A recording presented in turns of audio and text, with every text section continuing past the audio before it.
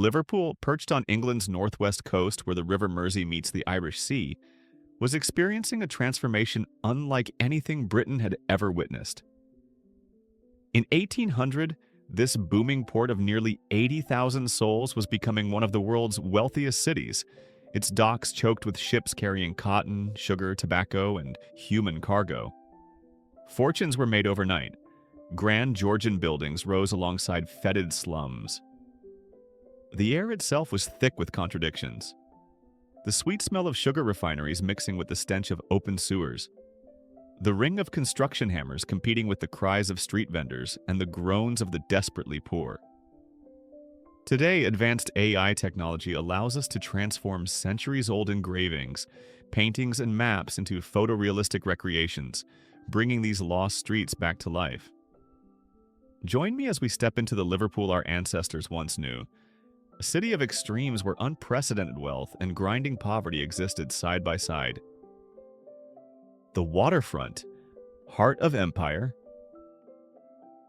Stand on the waterfront in 1805, and the scale of activity is overwhelming. The docks stretch for miles, a forest of masts swaying in the Mersey breeze.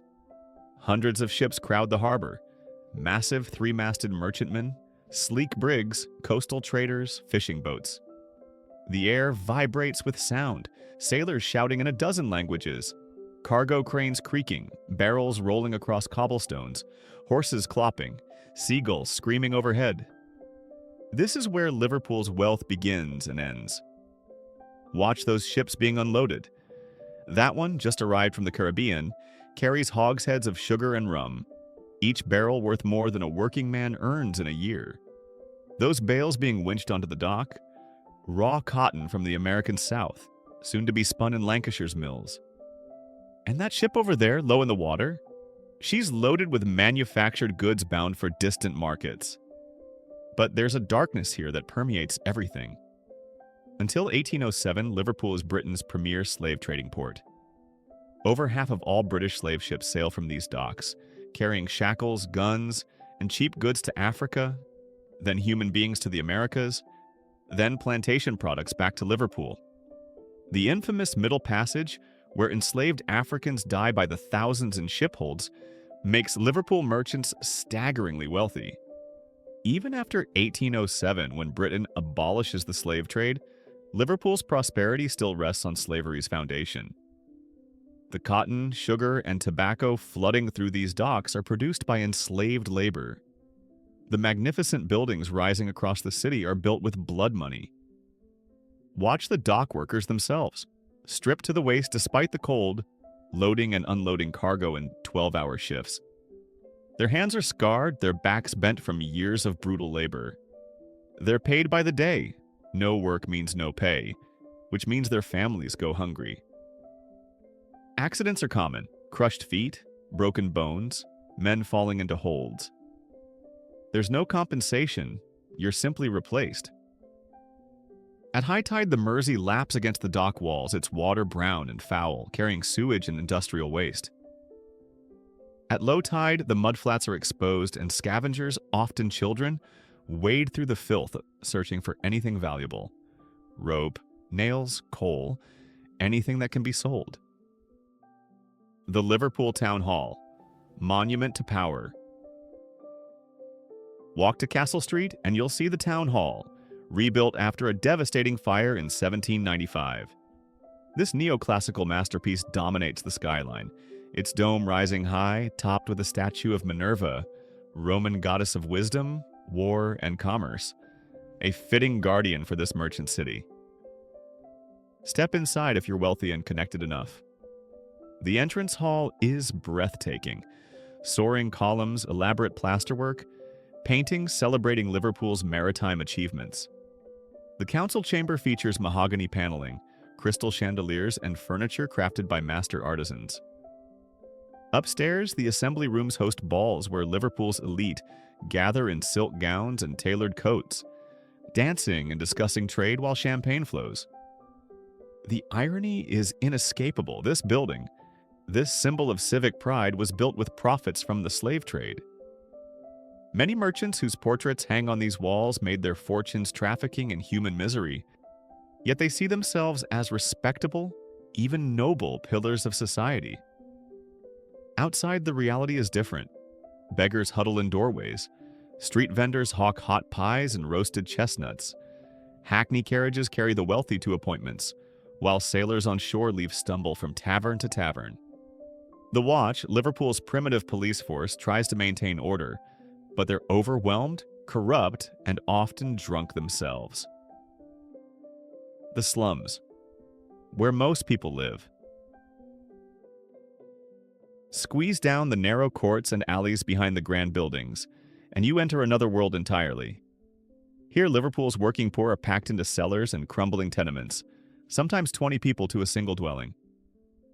The buildings lean against each other, 3 or 4 stories of rotting timber. There's no running water. Families share outdoor privies that overflow constantly.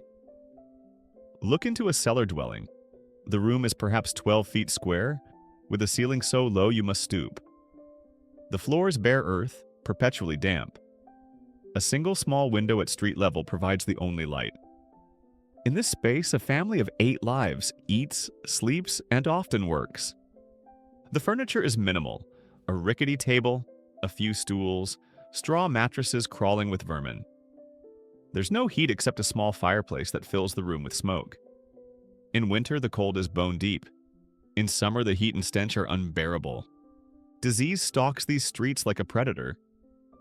Typhus, cholera, tuberculosis, smallpox, they thrive in the overcrowded, unsanitary conditions. Infant mortality is staggering. Half of all children born in these slums die before age 5. Life expectancy is barely 35 years. Watch the children. Many are barefoot, dressed in rags, their faces pinched with hunger. They work if they can find it. Chimney sweeps, mudlarks scavenging the docks, pickpockets. School is an unimaginable luxury, yet life persists. Women nurse babies while doing piecework. Men return from the docks exhausted to eat meager meals. On Sundays, families might walk to one of the parks, breathing fresh air, letting children run, pretending for a few hours that life is bearable. The churches, faith and hypocrisy. Liverpool is dotted with churches, their spires rising above the cityscape. Our Lady in St. Nicholas, the Sailors' Church, stands right on the waterfront, its elegant spire visible for miles. Inside, plaques commemorate merchants and sea captains, many of whom grew rich from the slave trade, now remembered as upstanding Christians. On Sundays, these churches fill with worshipers. The wealthy occupy box pews, comfortable seats with doors for privacy. The poor stand at the back or crowd into galleries. The sermons preach acceptance. God has ordained the social order, and to question it is to question divine will. The poor should be grateful. The wealthy should be generous to charity. This convenient theology maintains the status quo. Merchants enjoy their wealth guilt-free. Workers are taught to accept suffering. The church benefits from donations, building ever grander houses of worship. Yet there's genuine faith here too. For the poor, religion offers hope that suffering in this life will be rewarded in the next, that God sees their struggles, that they matter. The hymns sung, the prayers whispered in cold cellars, they sustain people through lives that would otherwise be unbearable. St. John's Market, where the city feeds. St. John's Market, opened in 1822, brings order to the city's chaotic food trade. Before this, markets are largely open-air affairs, muddy, crowded, noisy, and absolutely essential.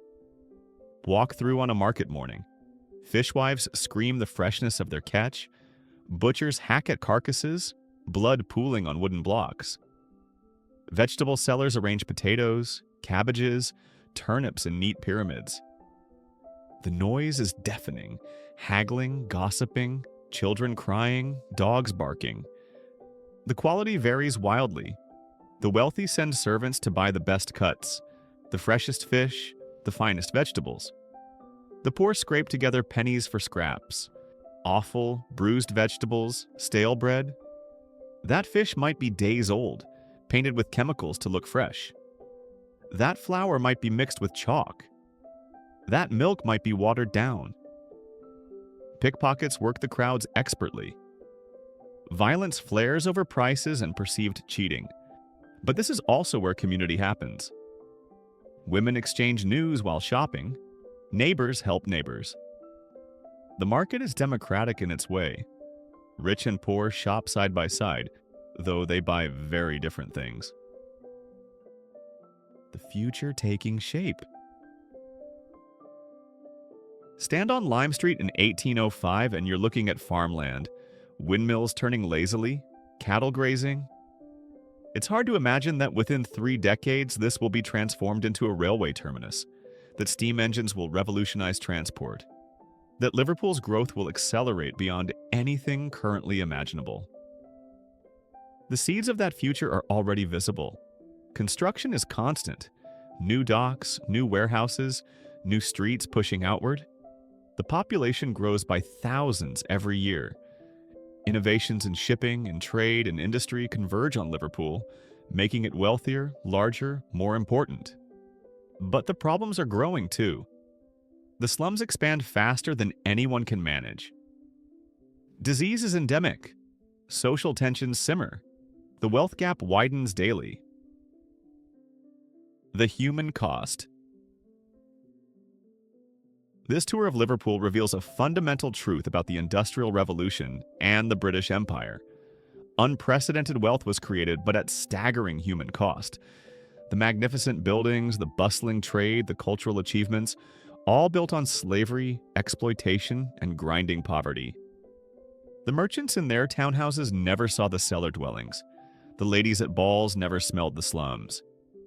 The gentlemen discussing business never worked 12-hour shifts on the docks. They lived in different cities, occupying the same space. Yet Liverpool endured and grew. It would become even larger, more powerful in the Victorian era. It would give birth to social reform movements, to trade unions, to demands for better lives. The poverty would eventually spark resistance. But in 1805, that future is decades away.